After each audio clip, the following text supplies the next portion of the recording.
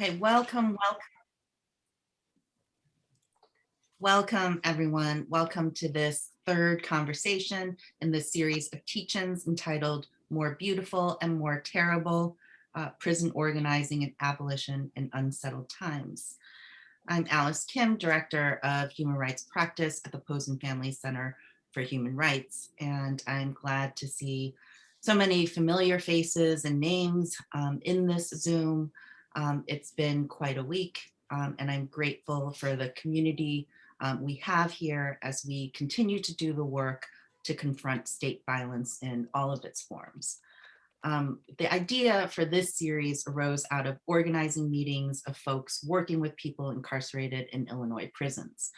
When the pandemic hit and Illinois prisons went on lockdown, many of us were afraid for the lives of the more than 30,000 who are caged inside Illinois prisons. In the midst of the pandemic, it was heartening to see a network quickly spring into action to organize mutual aid efforts, to bring attention to the conditions inside, continue to work to bring a parole system back to Illinois. And it was during the course of these meetings that we realized that a teach-in series on prison organizing would be incredibly meaningful and useful to activists, where we could reflect and think and learn together. So the idea to have a series like this was born. Tracy Matthews, Executive Director of the Center for the Study of Race, Politics, and Culture, and my co-conspirator in launching the Mass Incarceration Working Group here at the University of Chicago, and also my colleague Ruben Miller, thought that this would be the perfect project for the Mass Incarceration Working Group. So we enlisted David Knight to curate this series. David is a PhD candidate in the political science department here. He's also part of the interdisciplinary training program in the education series. And at the Posen Center Human Rights Lab, David supports the lab's mixed enrollment courses and is currently TAing a course that I'm teaching, Incarceration and Justice. And he's really organized a dynamic series for us. We had Heather Ann Thompson and Brittany Friedman join us earlier this year. Then we had Dan Berger and Clifton Sky Williamson. And now we're so excited to welcome Toussaint Lozier and Nancy Kershaw, who will also be joined later on in the conversation by Kilroy Watkins and Melly Rios to share their wisdom with us. So before I hand it over to David, who will be moderating this conversation and introducing our speakers, I want to thank the Center for the Study of Race, Politics, and Culture, the Mass Incarceration Working Group, and also our team who helped make this event happen: Marilyn Richardson, Tierra Kilpatrick, Michael Fisher, and Madeline Wright. So with that, take it away, David. Thank you so much, Alice. We are so honored to have with us here today Nancy Kershaw and Toussaint Lozier. Nancy is an American activist who participated in the civil rights and peace movements as far back as high school. In college, she was a member of the Friends of SNCC and CORE and participated in the first demonstration against the Vietnam War in Washington, D.C. in April 1965. She has participated in for many years in campaigns to free political prisoners, such as the Puerto Rican political prisoners, Sundiata Acoli, Geronimo Pratt, and many others. She was active in the fight against control unit prisons as a founding member of the Committee to End the Marion Lockdown, described in her book Out of Control, a 15-year battle against control unit prisons. She has also written widely distributed article on women in imprisonment in the United States. And so on the Eventbrite, you can read her and Toussaint's work on many different pieces. Toussaint Lozier is an assistant professor in the W.E.B. Du Bois Department of Afro-American Studies at the University of Massachusetts Amherst. Dr. Lozier holds a PhD in history from the University of Chicago, with his research focusing on grassroots responses to the post-war emergence of mass incarceration in Chicago. At UMass Amherst, he teaches courses on African-American history, Black politics, criminal justice policy, and transnational social movements. His writing has been published in Souls, Radical History Review, the Journal of Urban History, Against the Current, and Left Turn magazine. He's the co-author of Rethinking the American Prison Movement with Dan Berger, and is preparing a book manuscript entitled War for the City, Black Liberation and the Consolidation of the Carceral State. And I have both their books actually right here, had them already before, well before this, and brilliant, beautiful, beautiful books. Please do read them as we all continue to think more deeply about repression and our ongoing movements against it. So just so we can start, I wanted to start off by asking you briefly to describe, the histories that you've written about on prison lockdowns and prison organizing in Illinois, just so we can all sort of have basic understanding. Toussaint, you've written much about the Pontiac Prison Rebellion, and Nancy, of course, you've had organized for many years in the fight against controlled unit prisons in Illinois. And so I thought it would be great if for you to share these histories. And I don't know, Toussaint, if you would be open to beginning, and then followed by Nancy. Actually, if Nancy could go first. Sure. We did rock, paper, scissors at the outset, and she. So. Excellent.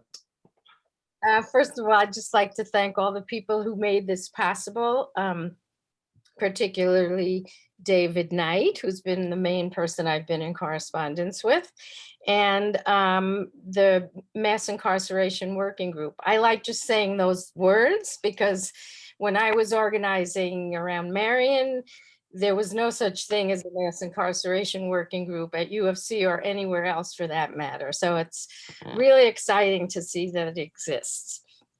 And so happy to be here with Toussaint, who I met years ago when he came through to see boxes in my basement that belonged to my late husband, Steve Whitman, who was part of the defense of the Pontiac brothers. And Toussaint was just sort of a kid at that point. And now I have followed him from afar, and it's exciting to see all the work he's doing. I don't have a great deal of time to talk today, so I want to just encourage people, if they want to know more, to go to the Freedom Archives website, where you can either order my book or you can read a free abridged version of it, which actually links to a lot of great documents and video clips as well. So I feel very humble talking about the work we did. Times are so very different now, and so many people are engaged in work. I open my email box and there's emails about prison work from California to Alabama and all points in between.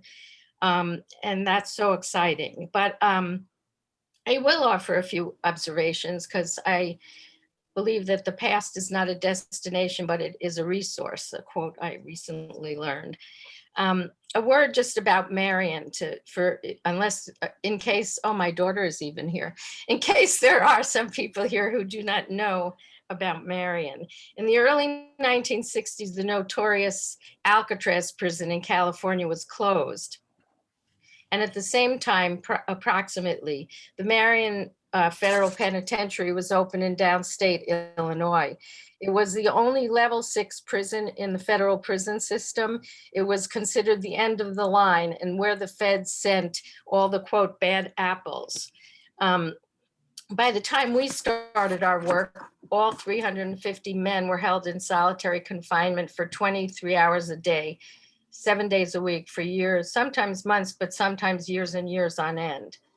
And I have about 3 observations to make about our work, and hopefully they'll have some resonance.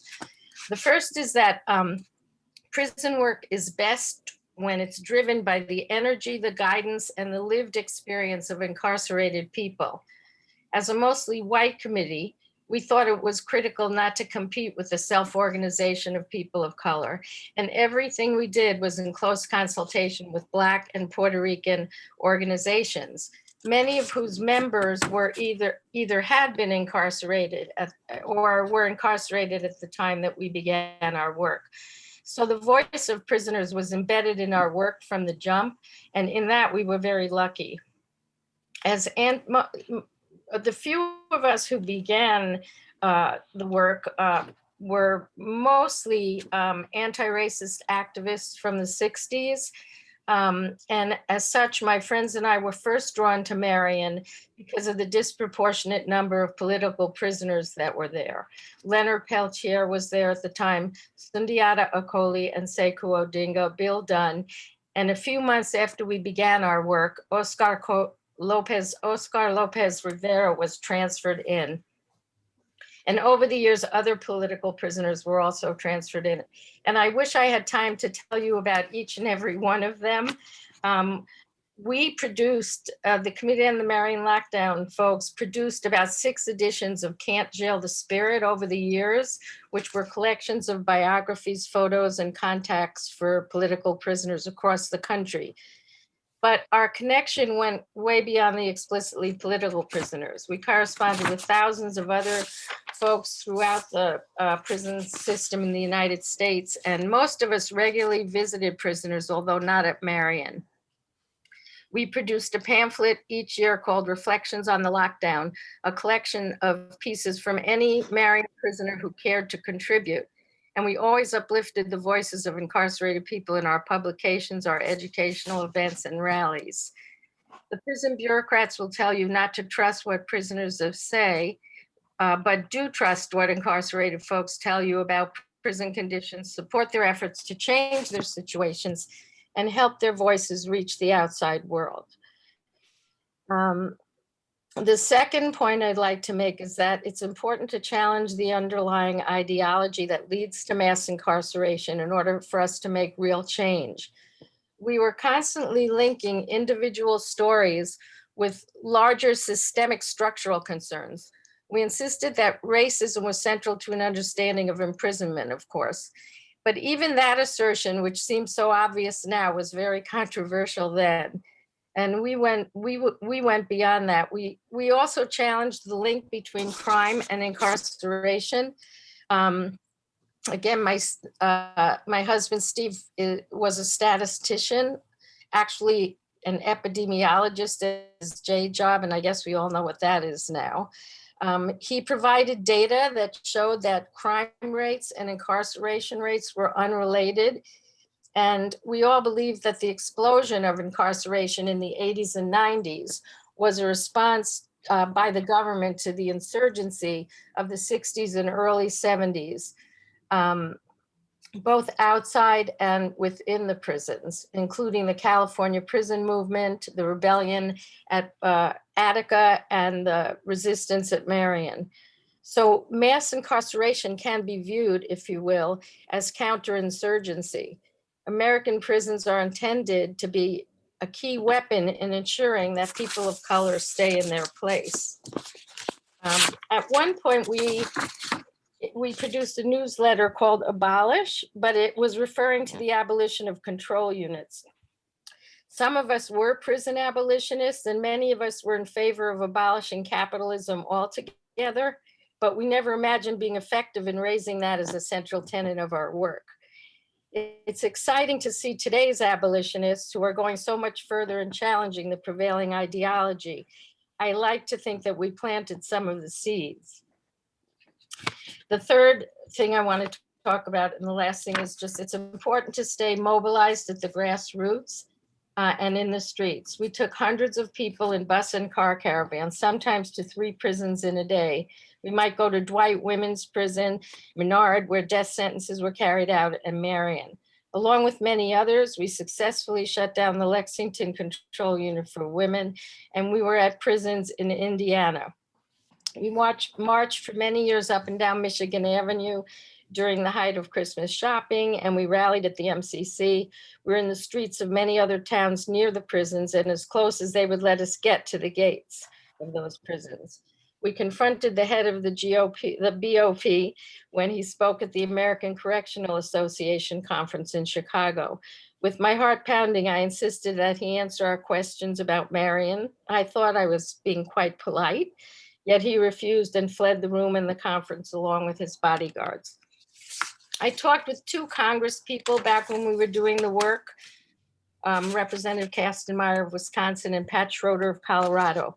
They both confirmed how hard it was to stand up for any criminal justice reform, even nighttime basketball, she said. it would mean defeat in the next election. Kastenmeier was a good ally of ours and helped us get the toxic water changed at Marion. And he did lose his last election. So even with fresh new faces in Congress, like the squad, don't take your foot off the pedal just because Democrats are in power. After all, they helped create the problem. The movement is the engine. Grassroots organizing and phenomenon like Occupy and Black Lives Matter make all the difference in the world. And I pass to Toussaint. Appreciate that.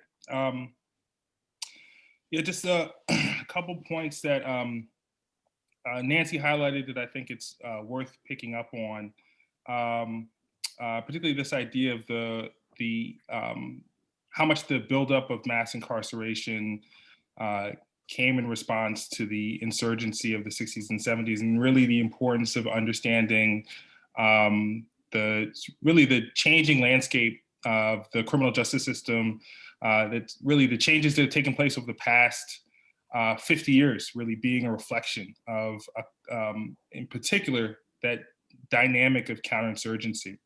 I'm sure we'll have a little bit more time to talk about it later, but the workaround control unit really helped reveal that and demonstrate that. And one of the things that I've at least been concerned about and really taken time to sort of dig into in my own research is the way that that's not only impacted the federal prison system, but also the state prison system as well, too.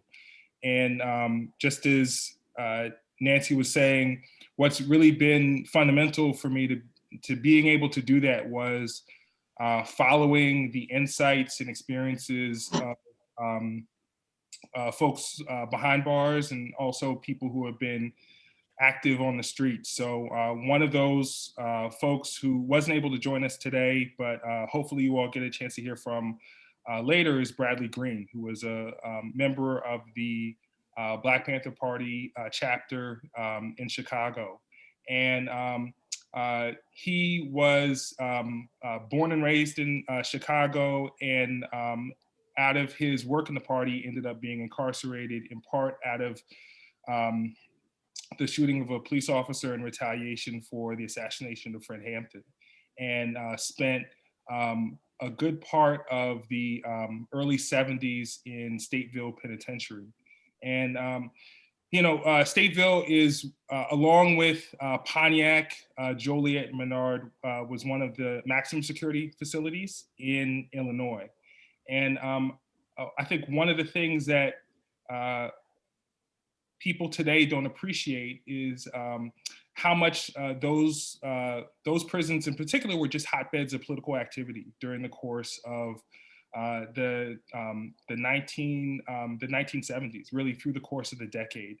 And it wasn't just the fact that you had political people like Bradley in those facilities, but you had folks who had been exposed to the civil rights movement, who had been exposed to the Black Power movement, who hadn't been involved in political organizations, who might have even been involved in gang organizations, but because of the ways in which those movements impacted their lives individually, and the way in which those movements also impacted the way in which folks who were organized, whether they were, say, for instance, in street gang organizations, understood themselves and really were kind of pushed and agitated towards rethinking their place in society and the way in which they could change it, found themselves in one way or another involved in some sort of political activity.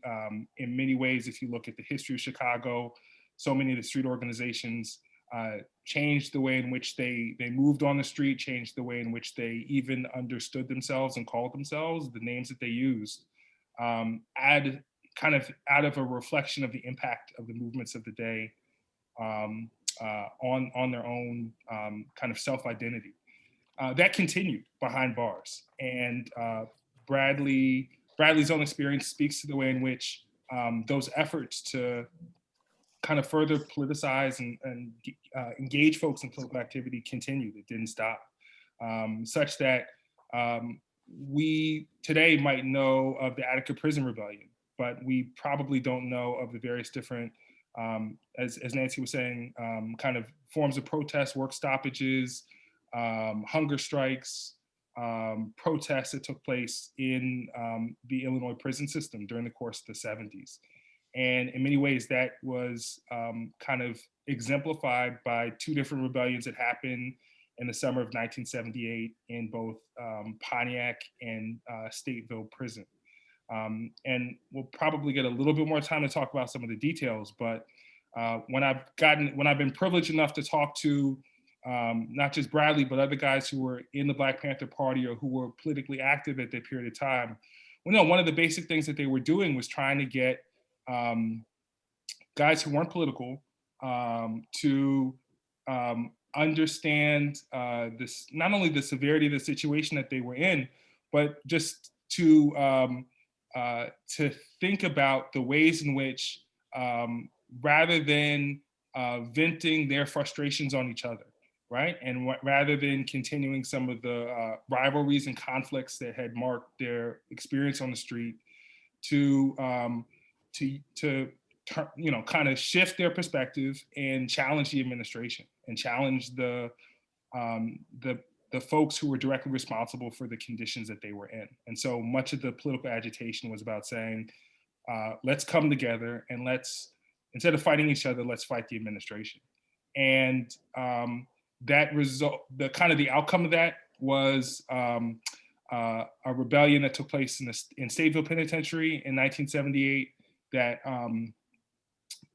led to a lockdown at that facility, and then at roughly the same time, a rebellion at Pontiac that led to a lockdown of that facility, led to the death of 3 prison guards. The 3 other prison guards were injured, but during the course of the rebellion, prisoners targeted the laundry because it had done such a terrible job of actually cleaning the uniforms, targeted the commissary because of the high prices that prisoners were being charged for the goods that they were looking to purchase there, and severely damaged many parts of the prison itself, which had been in operation since about 1871, right? So was over 100 years old by that point. And we'll get a chance to talk about kind of what some of the dynamics of repression kind of resulted from that. But one of the things that I just want to impress is that although that is not a kind of a Illinois version of Attica that most of us are familiar with, that it's one that definitely made an impact on prison officials in the state and would have a long-term impact on the ways in which the Illinois prison system would develop years later. And it's important, I think, for us to kind of keep in mind the dynamics of how, even if we forget some of this history or don't do a good job of passing it along, many of the different parts of the system, institutions that are looking to figure out how to better control people might not forget as easily.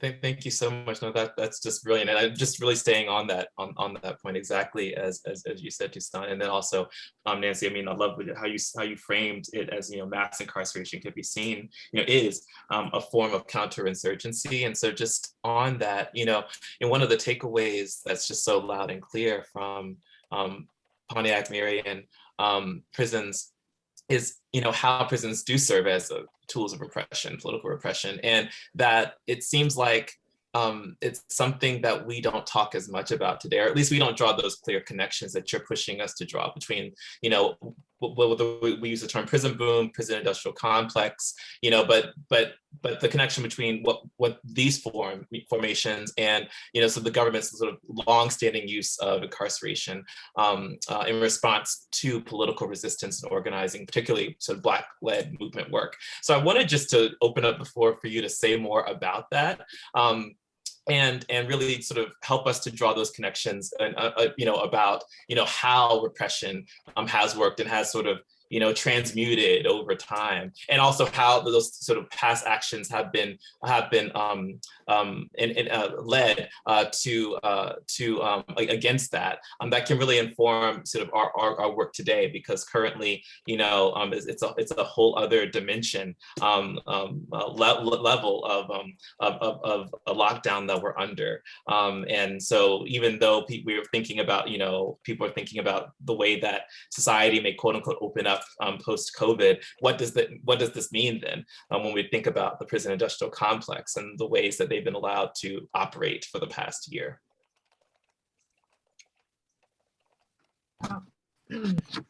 Me? Oh, whomever, yeah, both of you, please. I hope this is responsive to your question. I'm not exactly sure, but it also will give a little more history about the resistance that happened at Marion, the repression as well. So it took enormous courage on the part of prisoners at Marion to resist the brutal conditions. And yet, long before we arrived on the scene, which was 1985, they did resist. For instance, in 1972, Puerto Rican political prisoner Rafael Cancel Miranda and others launched a peaceful work strike. I think Toussaint might have been referring to it, a work stoppage. And then came the repression. Suspected leaders were punished, and one unit of the prison was established where prisoners were kept in isolation 23 hours a day. And that was like a prison within a prison, and it was the first control unit in the country. In addition, the visitors were harassed with people sniffing dogs and demands for photographs, fingerprints, and strip searches. And they either could undergo those things or they would have to forfeit their visits. And then by the time we arrived in 1985 on the scene, not in the prison, the whole prison was on permanent lockdown. All 350 men were being held in indefinite long-term solitary confinement. And it was collective punishment for the actions of two Aryan Brotherhood men who had killed a guard in that first control unit, the unit that was ostensibly meant to eliminate prisoner violence. Sundiata Acoli describes how for 6 months, wolf packs of prison guards roamed the prison and set upon prisoners and beat, brutalized, and abused them. And an ex-warden, Ralph Ahrens, testified in 1975, and I'm quoting here, "The purpose of Marion was to control revolutionary attitudes in the prison system and the society at large," end quote. So people were sent to Marion because they hadn't supposedly adjusted to the oppressive conditions in other prisons. They were work strike organizers, they were leaders of religious services, they were jailhouse lawyers who were thought to file too many writs and too many grievances, and they were political prisoners. It's an understatement to say that prisoner resistance is a very risky business, given the control the administration has over every aspect of a prisoner's life. Clearly, with all prisoners in solitary for 23 hours a day, resistance had to take different forms. But as we were organizing outside, we were fully assisted by many prisoners on the inside. They organized each other, don't ask me how, because they were all in solitary. They gave direction to our work. They wrote brief reflections on the conditions and lengthy descriptions about the nature of the prison. They found ways to communicate with us when it was blocked by the administration, and they organized their family members to support our work. They did all this despite the understanding that there could and would be retaliation against them. And even when there was retaliation, they cheered us on and supported our work. They were the ones who kept us going. And many of the members of their family members joined in our work.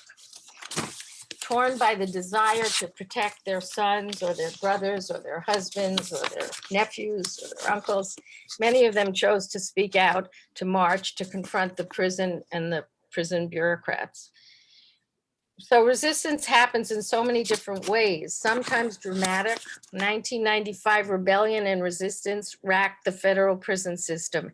As prison after prison, people reacted to the refusal of Congress to accept the recommendations of the US Sentencing Commission to make more equitable the sentencing for powder versus crack cocaine. This congressional decision had no justification but white privilege. And as the prisoners rebelled, the entire federal system, all 80 prisons and all 100,000 prisoners were put on lockdown. Lady, stop reading. Stop. Did you say? No. So please keep going, Nancy. I think it was just a mistake from someone else's part. But I also want to say that that resistance often comes more quietly. It happens when prisoners with political convictions hang on to them, and when those who not consciously political before prison take to reading and developing their understandings of the world around them. It happens when people find ways to survive and hold on to their sanity and humanity, despite the horrendous conditions, sometimes through creative art, poetry, and writing. And when prisoners support one another in individual and collective ways around health and other issues. And it happens when older, more experienced folks mentor young people. Such a resistance leader was James Yackey Sales, AKA Atiba Shana. You can learn more about him from his website. Just Google James Yackey Sales, S-A-Y-L-E-S. He initiated study groups inside and published internal newsletters. Although not a defendant, he was one of the leaders of the Pontiac prison defense effort from inside his prison cell. Yackey was a brilliant thinker. After decades of incarceration and a persistent campaign to get him out on parole, he came to live in our home in 2004. Unfortunately, he lived only a few years in freedom when health issues struck him down. And at his memorial, one after another Black man got up, often in tears, and thanked Yackey for helping him turn his life around. Yackey was resistance incarnate. So there's a long and deep history of resistance on the inside, and we need to do our part on the outside. Thank you. And Thank you so much, Nancy.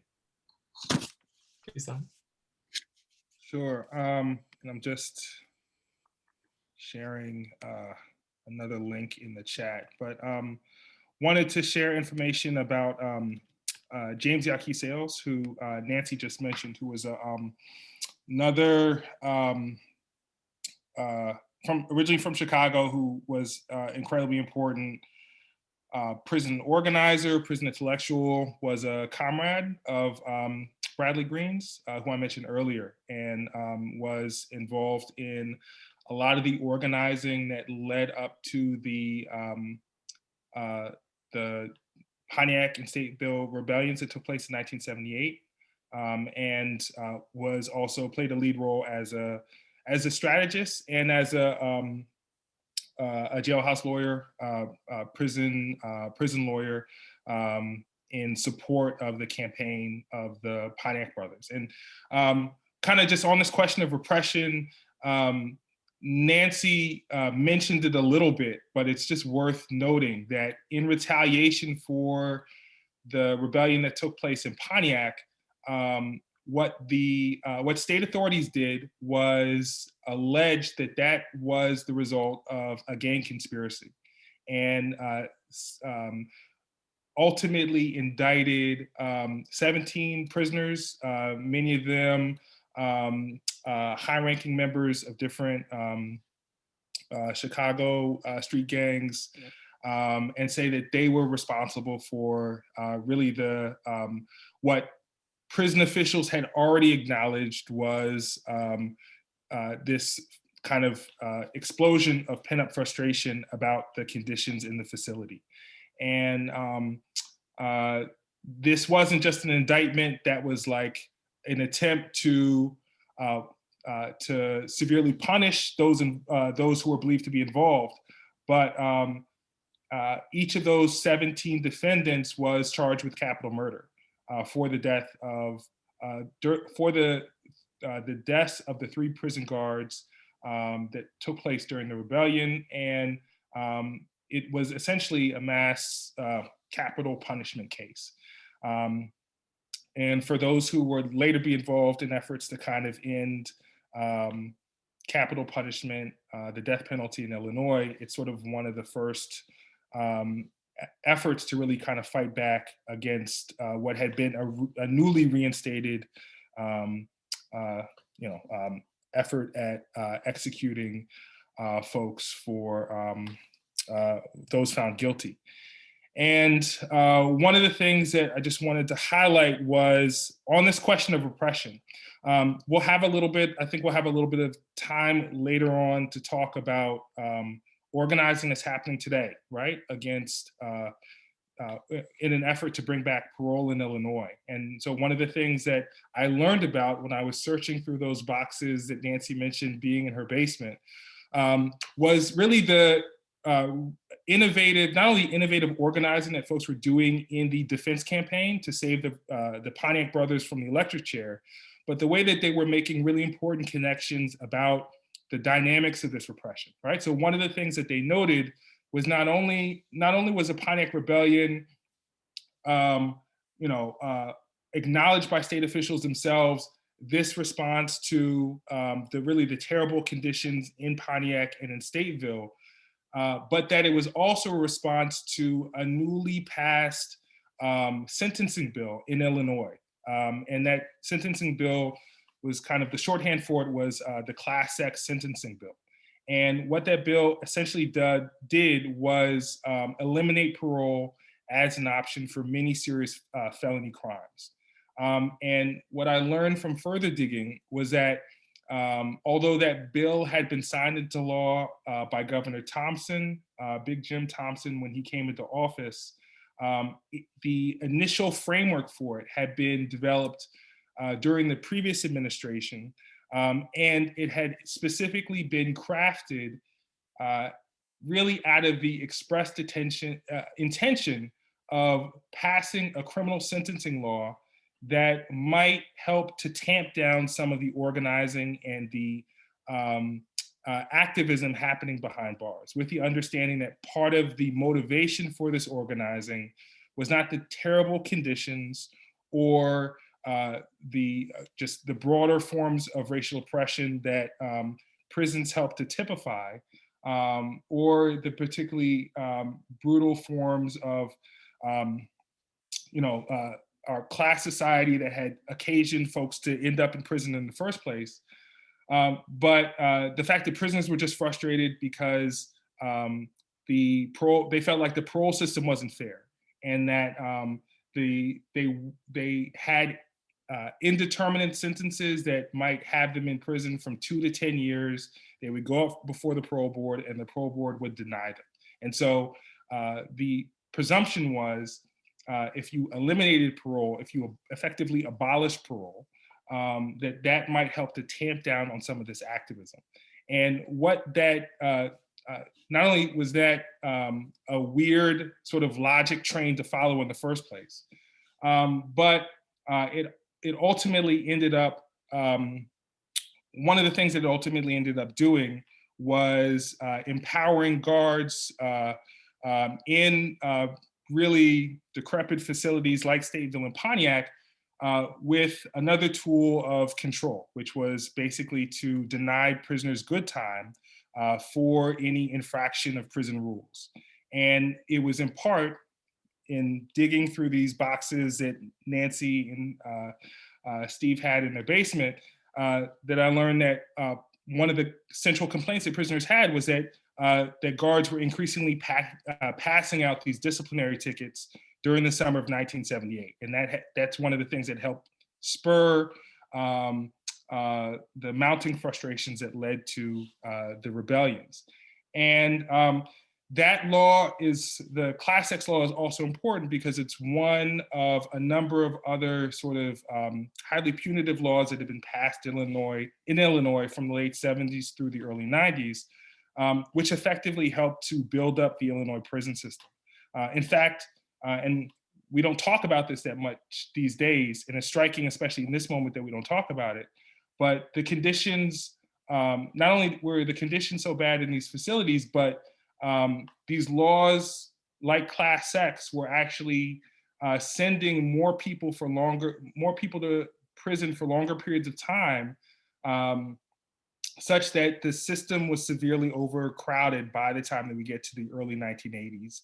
And in response to that, prison officials were actively cutting corners as much as they could to release prisoners as a way of undermining this overcrowding. Something similar sort of happened relatively recently with Governor Quinn on a smaller scale.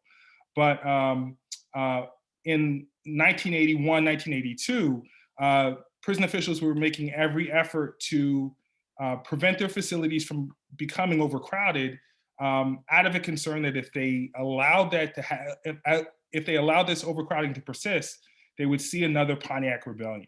And out of the public pressure of folks like then State's Attorney General Richard M. Daley, they were actually forced to kind of stop doing that and instead focus solely on prison building as a way to get out of that problem. And as a result, Illinois built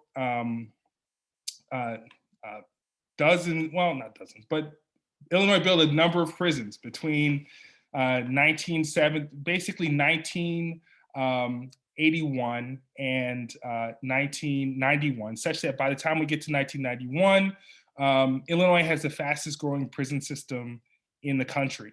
And it's opening about a prison or two every year. And part of the reason, one of the things that's striking about that is that it's doing this consistently out of a concern that if it does not continue to try to build its way out of the problem of more people going to prison for longer periods of time without the option of getting out early from some sort of parole decision, they will end up with another Pontiac Rebellion. And it is one of the things that really has left a profound mark on the Illinois prison system today, that that is noticeable by the fact that most of those facilities are not maximum security facilities like Pontiac, Stateville, Menard, and Joliet used to be, but are medium security facilities, or in some instances also minimum security facilities. Much of that as a kind of reflection of the dynamic of the war on drugs, but also a reflection of the way in which much of the emphasis on sort of building its way out of this problem wasn't simply a question of trying to mitigate against having more and more violent prisoners or prisoners who are going to create more problems, but actually try to really build its way out of the social problems and the economic problems occasioned by the economic transformations that took place during the course of the 1970s, 80s, and 90s that have, marked Chicago with deindustrialization, closed factories, fewer job opportunities, things of that nature. So it's a mix of kind of big scale shifts that have taken place and efforts to kind of develop kind of new and more sophisticated forms of kind of social control more broadly, but kind of reflecting some of what Nancy talked about. Illinois ended up following the example of the Marion Control Unit by building its own super maximum security facility in Tams, Illinois, during the course of the 1990s. And, as a result of some of the organizing that people on this call have been involved in, that facility has been closed down. But part of the, really that problem of trying to address the way in which prisons reflect not only this broader effort to push forward really crude forms of social control, but also kind of drawing on the experience of folks like Bradley Green as a kind of technique of political repression as well, that we've seen some of the ways in which forms of long-term solitary confinement have continued even after TAMS was shut down, and is really an important thing for people to keep in mind as they figure out how to organize and push forward in this day and age. Thank you so much for that history, Tucson. I mean, I just listening, you know, it makes, I'm sure many of us think about the ways that the architecture of the legal system is used as a tool to, you know, has been continually used as a tool to lock up activists, to legitimate locking up activists, and then to keep people confined, which you know, provides a whole new further context, that sense of urgency around the need for parole, or an avenue for parole. And so I really wanted to bring in the voice of a brilliant activist, Melly Rios, who works with Parole Illinois and is the partner of Benny Rios, who is incarcerated in Stateville Prison. Melly, you're there? Yeah, I'm here. Yes, I'm here. Can you hear me? Wonderful. Yes, it's so wonderful to see you. Hi, how are you? Hello. Yeah, so basically, Benny's serving a 45-year sentence. He's sentenced under the Truth in Sentencing Act. So there's no possibility of him to come home anytime soon. And, you know, he's still doing everything he has to do in there. PI has a SB, the bill out right now for to bring back parole to Illinois, and I think everybody's aware of it. It's SB 233 and then HB 2399. You know, visits just went back into session. I was finally able to see him on Monday, I had to be there the first day when it opened up, right? And it's wonderful to be in the same room with him, but you know, they've been on lockdown. And everything that Toussaint was saying earlier about what happened before, right, is basically going on now. They're still on lockdown for, you know, usually when they're on lockdown is because they did something wrong and they're confined to their cells when they go to SAG. And when they're in SAG, which is solitary confinement, you visit them through a glass. And that's exactly what we're doing right now. We're visiting them through a glass, through a plexiglass. You know, we can't hug each other. We can't, you know, we can't be a family, right? They take that away from every correctional center. They have no family values there whatsoever. So, you know, you try to make the best of it, but they're getting punished for something that they have no control over. And then they're on top of a lockdown, on top of a lockdown. There's times where I don't hear from him like 3 or 4 days because they're on lockdown for God knows what. So, you know, there's so many people out there that are the voices of our loved ones that, you know, that they're just trying to make, you know, make sense of everything that's going on. You know, it's not only us out here going through it, it's also, you know, they're affected by it so much. And it's so hard because it's frustrating, you know, and so like we have an Illinois Prison Lockdown Coalition that, you know, we're fighting for visits and, you know, and now we have them and they're determined to stay on top of it to where, you know, if in 60 days, if nothing changes, because they said they're going to monitor for 60 days, nothing changes, then they're going to fight harder to get what we need to get. You know, PI is coming out with these new bills, you know, to bring back parole. Parole needs to be brought back, you know. It's just so crazy how, you know, I get it. And, you know, my husband is there for a crime he did commit, but there's so many men and women that are in there for crimes they did not commit. You know, they did not commit. And my husband has rehabilitated himself. You know, he can come out here and make such a change with, you know, like him and I are still talking about Adam, you know, Adam Toledo that was murdered. It's like, you know,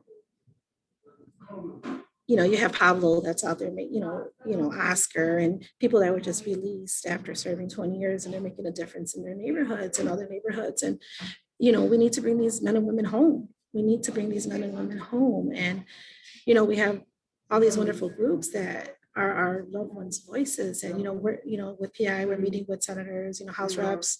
I've been on so many meetings with them, just, you know, trying to get them to support the bill. And we've been pretty successful, you know, thankfully we've been pretty successful with things. And, you know, and then people like you all that just, you know, just support them. And that's such a blessing to us as family that we know that there's still great people out there that, you know, that want to make a change, that want to be part of the change. And there's also a lot of men and women in there that don't have loved ones, that we're their voices, right?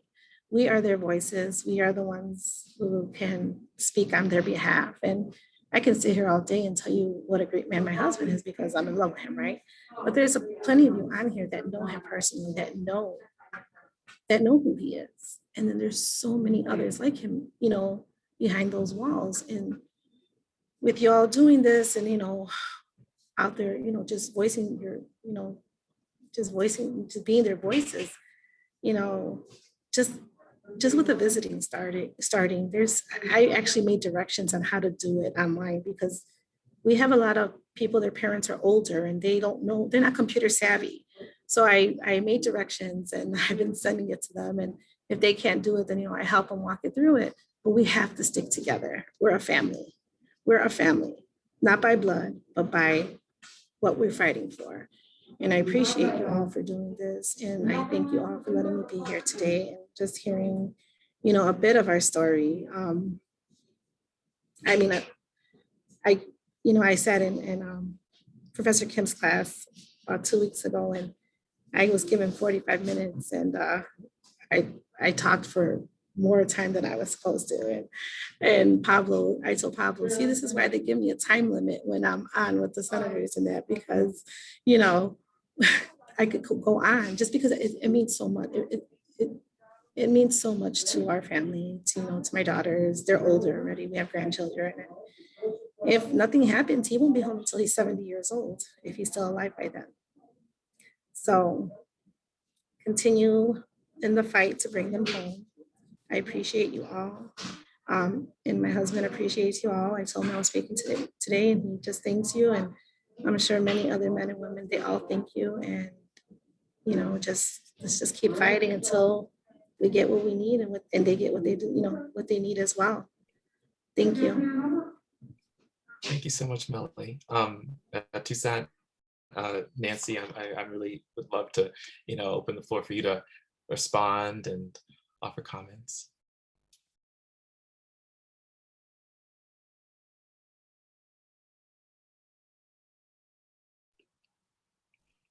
I don't really have a response. I just so appreciate Melly's words, and it brings, every time I hear someone talk about their loved ones in prison, it makes me want to cry. So I really don't have any words at the moment. I just want to thank you. Yeah, most certainly, Melly. I mean, Benny has touched the lives of so many people, even as he is inside, and that's, you know, saying so much. So I also wanted to bring in Mr. Kilroy Watkins, who is on the survivor board of the Chicago Torture Justice Center, and also on the Reentry board of the Education Justice Project. And Kilroy, I mean, you have so much knowledge, and so I'd love for you to offer comments or questions that based on our conversation thus far. Well, first I'd like to say, hey, Melly, good to see you again, going strong, and definitely our hearts goes out with you, and can't wait and for the meet up with you again, and for we can continue talking about strategies and moving forward to release long-term prisoners and bring some parole board, or discretionary board back. And also, I'd like to commend the work of many formerly incarcerated people who's even on this call right now, who stepped out the door like I did and hit the ground running. I served nearly 30 years after being tortured by John Burge and many Chicago police detectives.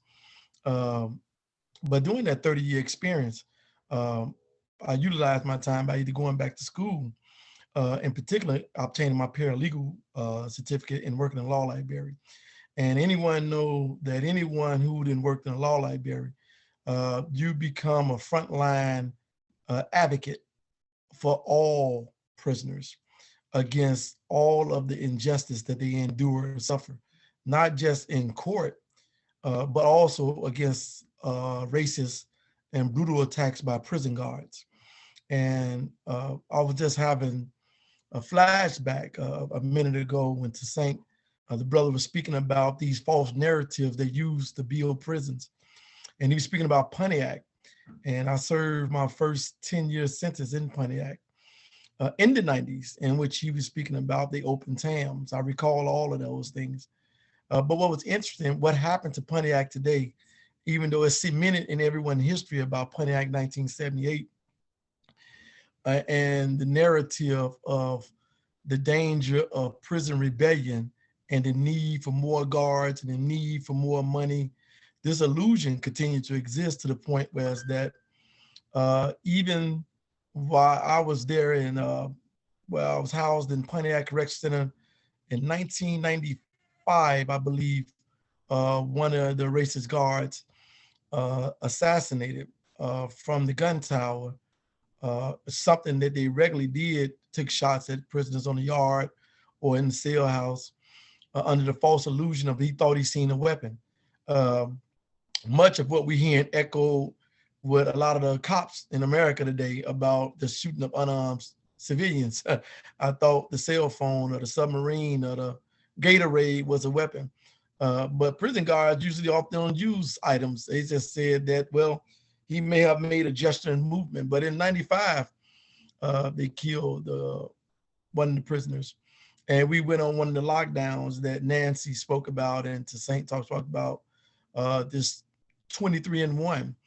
And out of a union protest by guards, when it came near the time after us litigating through the court that the lockdown was becoming extremely excessive and long, and they wasn't justified in denying us access to showers and telephone and visitors, and the courts were siding with us, then the union took a proactive move and said, well, told the administration of Springfield, if you release those guys and return them back to population, we would not return back to work. At that point, that was the last day in which Pontiac Maximum Correctional Facility became a population facility. It turned into, in Illinois, the first maximum segregated housing unit permanently. It would not let us off. In fact, they decided to say we would rather transfer the population out to other facilities before we release them in population again.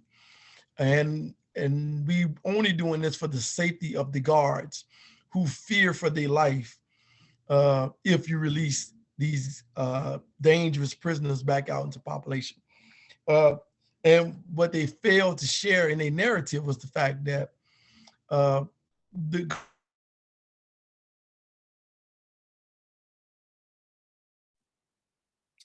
Kilroy, we can't quite hear you.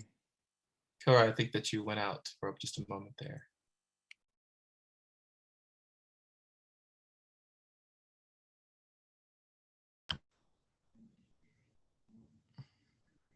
Yes. Okay, I'm back, Dave. Yes. Well, Sorry yeah, about you said that. well, we had failed to, yeah. So what did I stop there, Dave? You said well, we had failed to. Oh, what the prison guard failed, what the administration failed to acknowledge was the fact that the treatment of prisoners was very brutal prior to the permanent lockdown. And the guards didn't have no concern about that whatsoever, right? Even though we experienced, Pontiac experienced the 1978 riots and eventually reopen, restaff, and continue, they seem to use this unjustifiable killing as inherent fear that it can no longer release the prisons back into population. They can no longer allow contact visits. They no longer can allow just open access to yard and healthcare. And eventually they called it a segregation facility. And what they did to many, they changed the IDRs, what we call the institutional department rules or directives. And what they put into those IDRs was, now while the prisoner was in the cell, for him pushing back about the brutal conditions, stuck in the cell during a hot summertime, no access to adequate food, water, medical facility, they began to stream out for some attention, for some rights. And what they do is change the rules and say, well, if you complain, we're gonna call that a violation of rules, right? And we're gonna strip you of your privilege. So you say, well, wait a minute, what privilege? You currently got me on a 24-hour lockdown. So what they'll do is say, well, we're gonna move you to another unit and we're gonna place you under indeterminate seg, which means that you are being placed in a hold, but you no longer have an out date, right?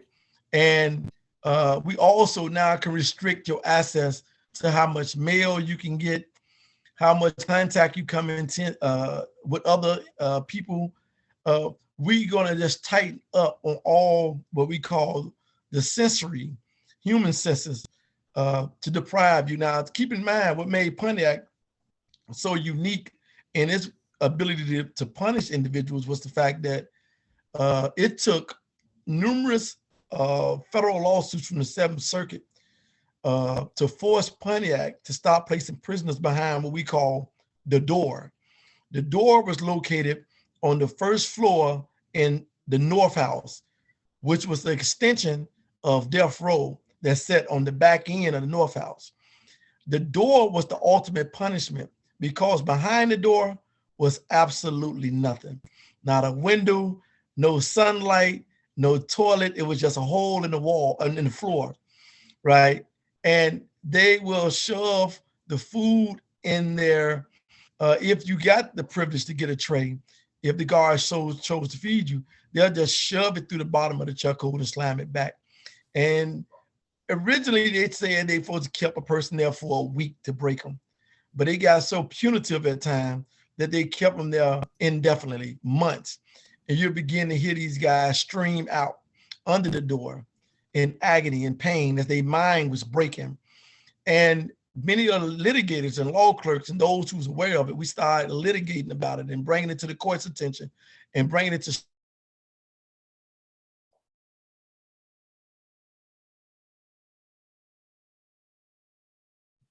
All right.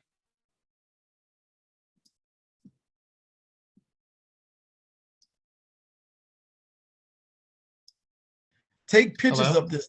Yes, you with me? Yes, yes. Take pictures of the door to return back so the court can see these conditions, these deplorable conditions. And so Pontiac definitely was a very, very brutal place. And I spent a great deal of time at Stateville and Bernard as well. And they don't add up to anything under the definition of human rights. I continue to litigate all the way up until my release date. And I must give a lot of honor to a former Black Panther, Black Liberation Army natural lifer who was named Bantu, but he was also known as a writ writer. But he fought for everyone. I believe he's in Stateville. He's a senior and he's very sick right now. But he was my mentor. And what I didn't recognize about the law, he shared with me and showed me how you can immediately file emergency writs to bring to the courts the conditions of prison conditions. And so what they're doing now to update everyone is changing the rules, as Nancy and Toussaint spoke about earlier, to crack down and make it very difficult for one to reach out to bring these deplorable conditions to the public attention, right? And so one must do by any means necessary. Even when I was retaliated as a law clerk for helping individuals out, I had to go to segregation. But because of the work that I was doing, they often have workers or some other guards who often come around and be amazed that you would be placed in segregation for simply doing a grievance or simply complaining. And so they would find ways to get us paper or a pencil so we can communicate. And then we got to get that information in the hands of another prisoner who may have the write out, which is the envelope, and he will have to send it out for you. So we had to find ways to network collectively together. And it was not a matter of leisure activity. It was a survival tool because failing to organize and failing to do things to bring to the public light likely meant more torture and a lot more death to many prisoners. Thanks, Dave. Thank you so much, Kilroy. Yeah, we are at over time, and so there's so much more that we could talk about. I mean, one thing I wanted to ask both Nancy and Toussaint, both of you about is, both of you, I think, model really in really powerful ways how we should be thinking about how we should preserve and document our organizing work. So I think, Nancy, your decision to give your papers to the Freedom Archives, I think is a really powerful example, and so something I think that we all could be thinking about right now, even as we deal with unprecedented levels of surveillance, is this question of how do we actually document and preserve our work. But I wanted to offer, let people know about upcoming events next week. So the Prison and Neighborhood Arts Education Project, PNAP, will be hosting an event entitled Imagining and Remaking a World Without Prisons, Visions, Study and Practice on Monday, April 26th from 5 to 6:30 p.m. We are also, the Center for the Study of Race, Politics, and Culture will be hosting an event alongside with the lab entitled Felon, a play and a discourse. And that's going to be a conversation between Eve Ewing and Reginald Dwayne Betts on Thursday. And so many things happening next week. And so please do have that on your calendars. But just as a closing, I wanted to, bring up that, so often, we're in a position, especially now, of having to, struggle with how to move forward. We know that we must organize, but this question of why do we organize, especially when we face so much state repression. And Angela Davis gave a talk a couple of years ago in Greece entitled Abolition and Feminism, but she said, when we call for a better world, I'm quoting, when we call for a better world, when we protest, our vision finds its focus generations in the future. We struggle now, not only for the world we collectively want and need, but also in order to enable generations to continue our work. And so the work that you've done, Nancy, and the work that you've been documenting, Toussaint, is just so imperative. And we thank you so much for joining us today. And I thank each of you on this call for joining us as well. Stay well and stay safe, everyone.